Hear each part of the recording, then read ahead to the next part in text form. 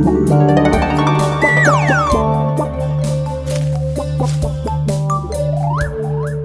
আকাশে কি দেখছো গো ও গুলটে মামা?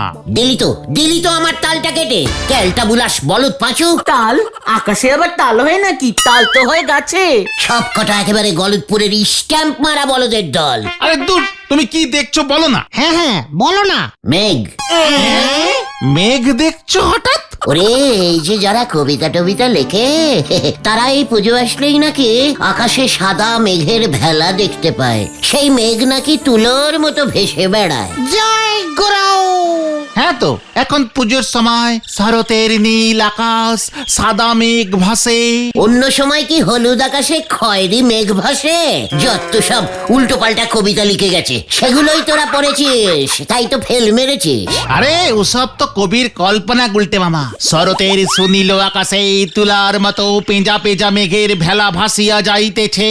খুব ব্যাড কল্পনা। তুলো দিয়ে কি ভেলা বানানো যায়? ভেলা বানাতে হয় কচুরি পানা দিয়ে, বুঝেছিস? তাছাড়া আকাশে ভেলা ভাসবে কেমন করে? ভেলা তো পুকুরে ভাসাই আমরা। ঠিক ঠিক। তাছাড়া ভেজা তুলো ভারী হয়।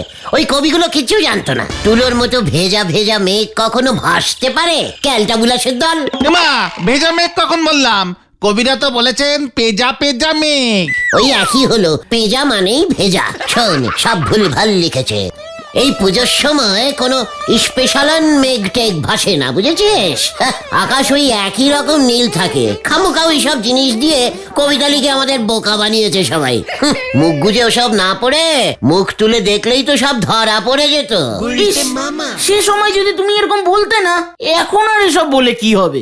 তার থেকে বরং বলো এবার পুজোয় আমরা স্পেশাল কি খাবো? Egg roll.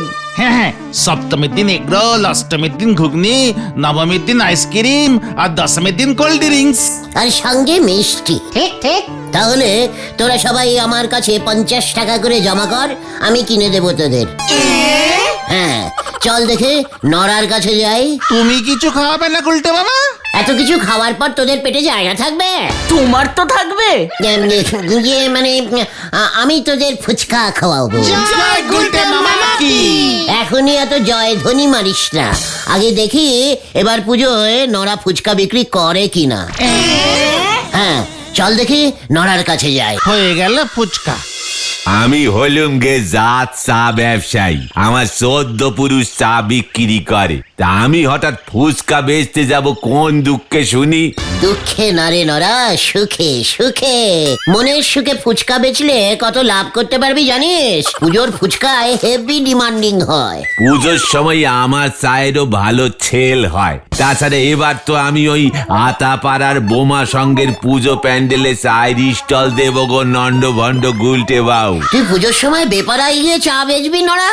আমাদের এই গলতপুরে পুজোর সময় একখান ফুটো পুজো পর্যন্তই হয়নি। নরা, আমার কথা শোন। পুজোর সময় ফুচকা বেচ, একেবারে লালে লাল হয়ে যাবি। লাল হব?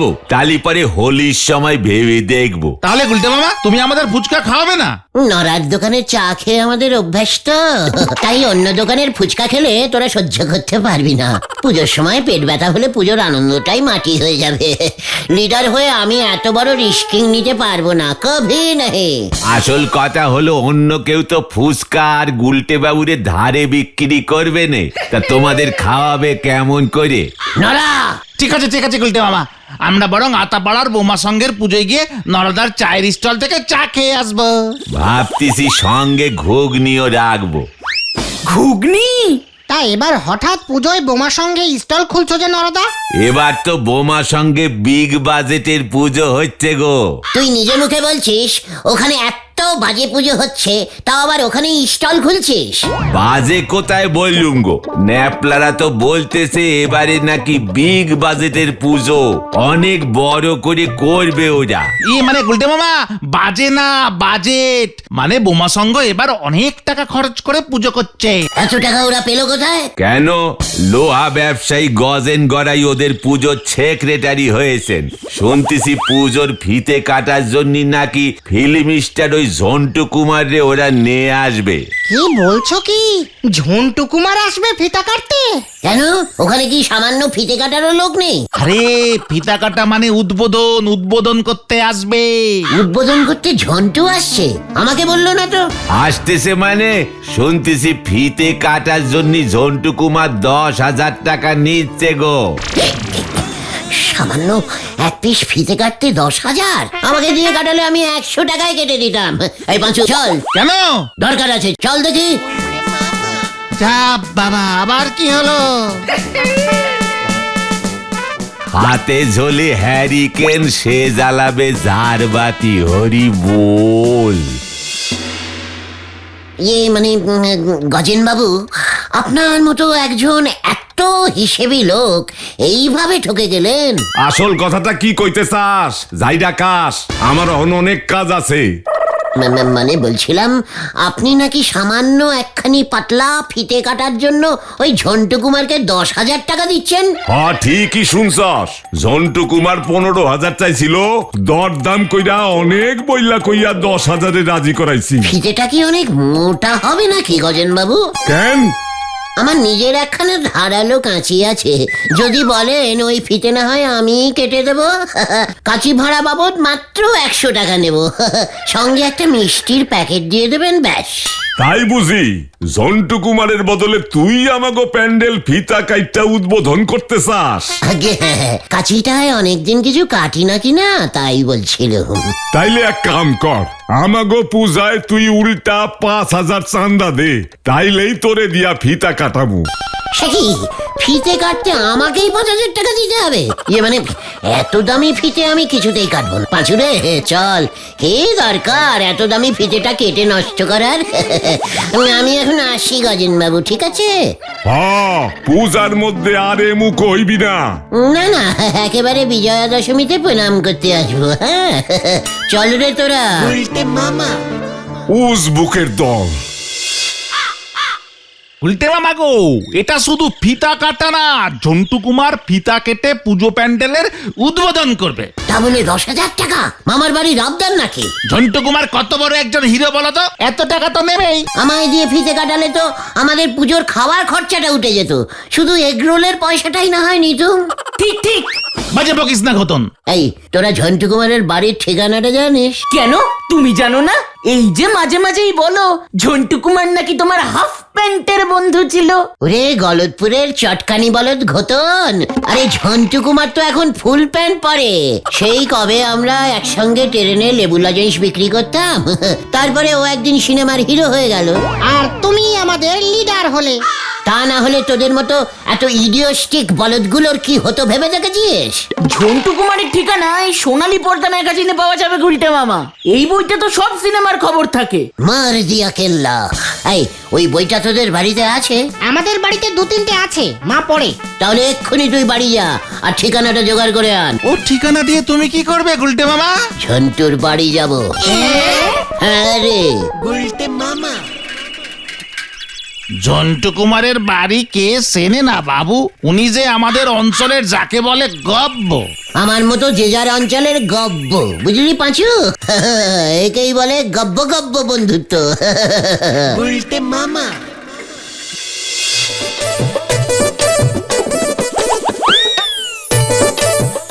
বাবা, ঝন্টু এত বড় বাড়ি করে ফেলেছে, আমাকে বলেনি তো। বললে কি করতে? ওর বাড়িটার উদ্বোধন আমি করে দিতাম। জয় গুরু। ঠিক আছে ঠিক আছে, এখন আগে ভেতরে চলো তো গুলটে মামা। চল তুই আগে ঢোক পাঁচু। কি কেন? তোমার বন্ধুর বাড়ি আমি আগে ঢুকবো কেন? মানে হ্যাঁ, আমি ঝন্টুকে একটা শেরপেরাজিং দিতে চাই। তাই বুঝি? ঠিক আছে।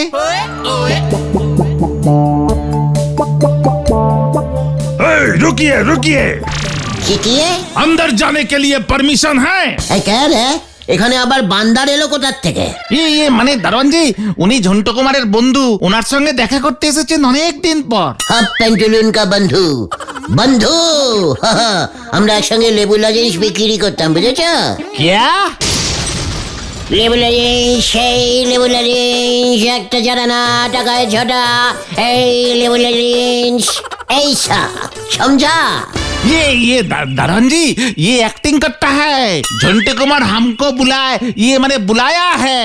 ओ, साहब ने बुलाया, ठीक है, आप लोग इधर रुकिए। এবার ঢোকলে ক্যালটা বুলাসের দল। वो लोग आपका दोस्त बोलता है। গুলটে মামা। ये लीजिए, ये तो चला आया। आप लोग को मैंने रुकने के लिए बोला था। ঠিক আছে, তুমি যাও রামলাল। ठीक है। হ্যাঁ, বলুন আপনারা কোথা থেকে এসেছেন? আমার কিন্তু আগামী 1 বছর কোনো ডেট ফাঁকা নেই, কোনো ফাংশনেও যেতে পারবো না। ঝন্টু কুমার জি, আমরা আতাপাড়া থেকে এসেছি। কোন আতাপাড়া? ওই যে আপনার ফিতে কাটার কথা আছে না, বোমা সংঘ 10,000 টাকা দিল যে। ও, বোমা সংঘ, হ্যাঁ। আসলে পুজোর সময় চারপাশ থেকে এত ফিতা কাটতে হয়, ঠিক খেয়াল থাকে না। হ্যাঁ, বলুন কেন এসেছেন? আমাদের প্রোগ্রাম তো সন্ধ্যা 6টায় ফিক্স আছে। বলছিলাম ওই প্রোগ্রামটা না হবে না। হোয়াট? আমি কিন্তু ওই 10,000 টাকা অ্যাডভান্সের ফেরত দিতে পারবো না। না, ফেরত দিতে হবে না। আপনি অন্য ফিতে কাটা ধরে নিন, তাই খবরটা দিতে এলাম। ডিসকাস্টিং। আপনাদের ওই সেক্রেটারি গজেন বাবু আমার হাতে পায়ে ধরে 10,000-এ রাজি করালো। 15,000-এ আমি দুটো পার্টি ছেড়ে দিলাম। আবার ধরে নিন। ওরা কি আর আমার জন্য বসে থাকবে মশাই? এটা সিজন টাইম, সবাই ফিতে কাটে। আসলে ওই গজেন বাবুর হঠাৎ একটা বুকে স্ট্রোক হলো, তাই সব প্রোগ্রাম ক্যান্সেলিং হয়ে গেল। অনেক দুঃখ নিয়ে আপনাকে জানাতে এলাম, বুঝলেন? ও, ভেরি স্যাড। ওকে, এবার আপনারা আসতে পারেন, আমাকে জিমে ঢুকতে হবে। আসছি ঝন্টু, ঝন্টু কুমার জি। এই চল রে সবাই। গুলটে মামা।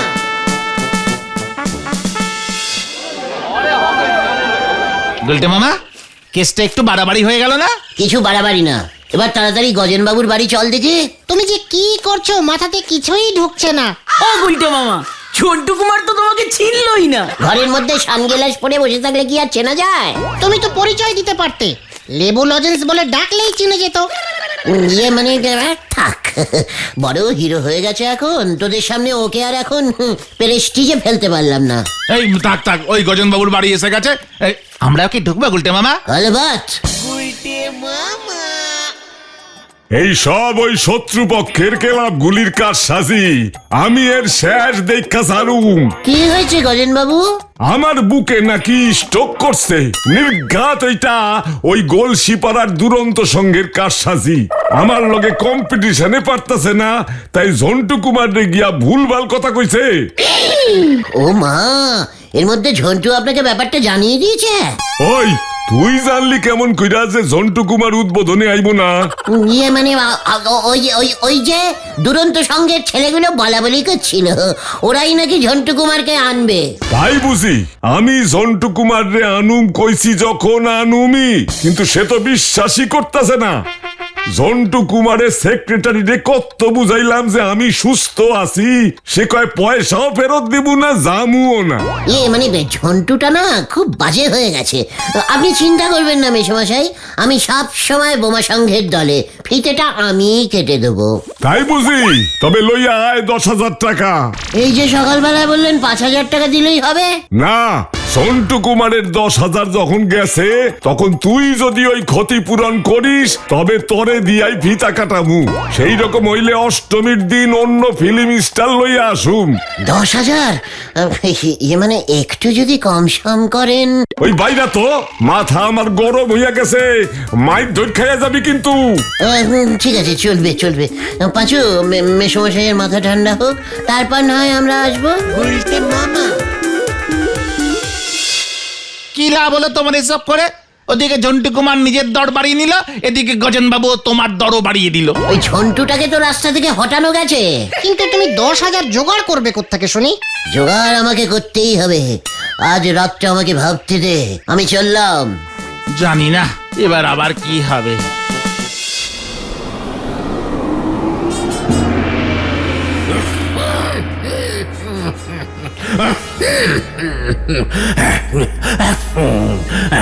মহালয়ার দিনে মা দুর্গার পৃথিবীতে আসা বন্ধ করবার দায়িত্ব দিয়েছিলাম, পারিসনি। সাধে কি তোকে আমি নিষ্কম্মা অসুর বলি? আর একটা সুযোগ দেব তোকে। আবার কি করতে হবে মহারাজ? প্যান্ডেলে মা আসতে শুরু করেছে, তুই ওই প্যান্ডেল উদ্বোধন ভন্ডুল কর। কি করে করব মহারাজ? সে সেটাও কি আমি তোকে বলে দেবো রে নিষ্কম্মা? ঠিক আছে বলতে হবে না। কাস্তে কাস্তে প্রাণ বেরোলে আমি খুনের দায়ে পড়বো। কেসে দরকার নেই, আমি যাচ্ছি প্রভু, দেখি কি করতে পারি। ভাবলাম ঝন্টু কুমার না আসলে শেষ মুহূর্তে গজেন গড়াই আমাকে দিয়েই ফিতেটা কাটাবে, সেই সুযোগে আমি সবাজের টাকা হাঁকাবো। এখন দেখছি কেস ঘুরে গেল। ওদিকে 10,000 টাকা জোগাড় না করতে পারলে পাঁচুদের কাছে মান সম্মানটা একেবারে ঢিলা হয়ে যাবে। কি যে করি এখন, কি যে করি। এই যে হ্যাঙ্গানি বাবু। এই কে কে কে কে কে কে কে তুই তুই আবার কে? আমি অসুর, আমায় চিনতে পারছিস না? হ্যাঁ, ইয়ে মানে আমার কাছে কেন? আমি কি করেছি অসুর ভাই? তোর জন্যে আমি একবার ঠ্যাঙানি খেয়েছিলাম, মনে নেই? ও হ্যাঁ, তাই তো। আসলে আমি অনেকবার ঠ্যাঙানি খেয়েছি তো, তাই মনে করতে পারছি না। আমি তো এখন ঠ্যাঙানি খাচ্ছি না। যাকে এখন কি চাই বলুন তো? তোর 10,000 টাকা চাই, তাই তো? এই, তুই জানলি কেমন করে? আমরা অসুররা সব জানি। শোন, এই যে এর মধ্যে 100টা মোহর আছে, বিক্রি করলে অনেক টাকা পাবি, অনেক। 100টা মোহর সোনার?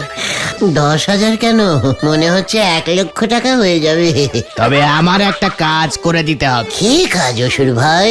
প্রতিদিন তোর আশেপাশের সব কটা প্যান্ডেলের আলো টুক করে নিভিয়ে দিবি, বুঝেছিস? টুক করে, যাতে পূজা ভণ্ডুল হয়ে যায়। এই তো খুব সোজা কাজ। একদম নিশ্চিন্তে থাকো ভাই, আমি একটা প্যান্ডেলের আলো জ্বলতে দেব না, ফিতে কেটেই আলো নিভিয়ে দেবো। মনে থাকে যেন, নয়তো আমি তোকে ঠেঙাবো। এই, এ কি, আমি কি স্বপ্ন দেখলাম নাকি? এ কি, এ তো সত্যি মোর। তাহলে স্বপ্ন নয়। বাচু রে, ও বাচু।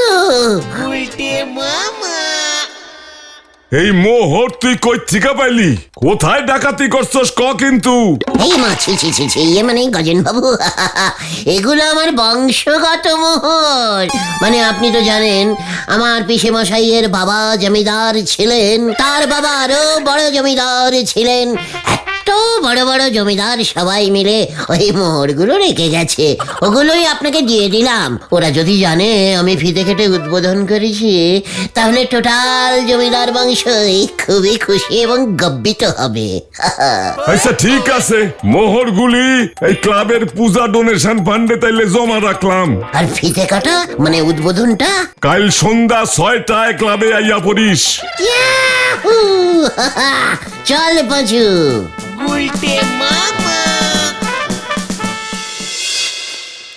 গুলটে মামা, তুমি সত্যি করে বলো তো, ওই অতগুলো মোহর তুমি কোথায় পেলে? গজেন বাবুকে তো বললাম, শুনলি না? ওই সোনার মোহরগুলোর কিন্তু অনেক দাম হবে, 10,000 টাকার বেশি। সব কটা মোহর দিলে কেন?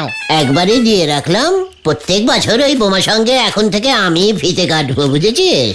জয় গুরু। আমরাও যাবো তো গুলটে মামা তোমার সঙ্গে। আলবাত। সব ব্যবস্থা করে এসেছি মহারাজ, ওই মানুষটাই এবার যা করার করবে।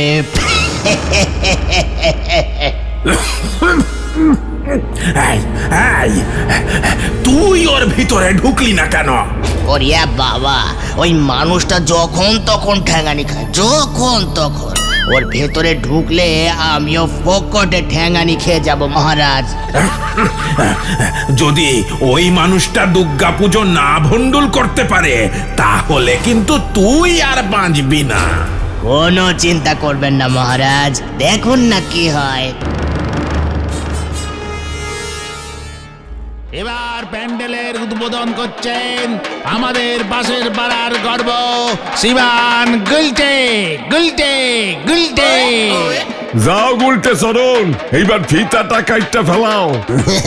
অবশ্যই অবশ্যই, আমি তো খুব ভালো ফিতে কাটতে পারি। কাটছি তবে রে বাজু।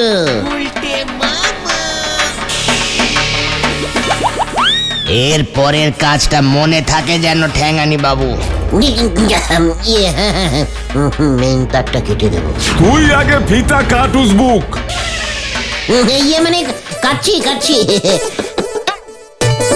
কাটলাম কিন্তু, হ্যাঁ এই কাটলাম।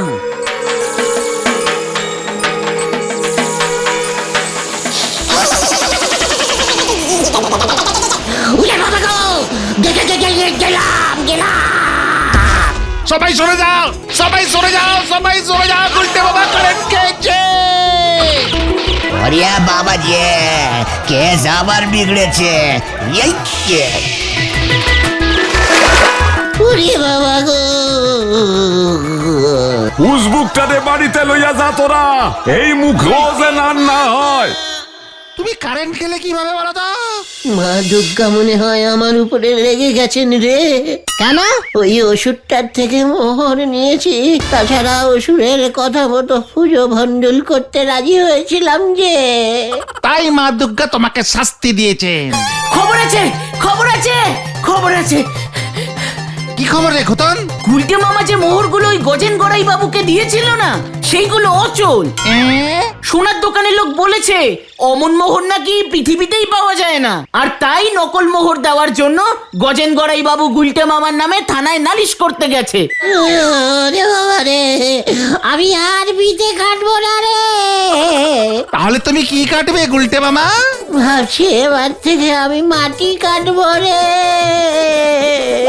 গুলটে মামা কি জয়।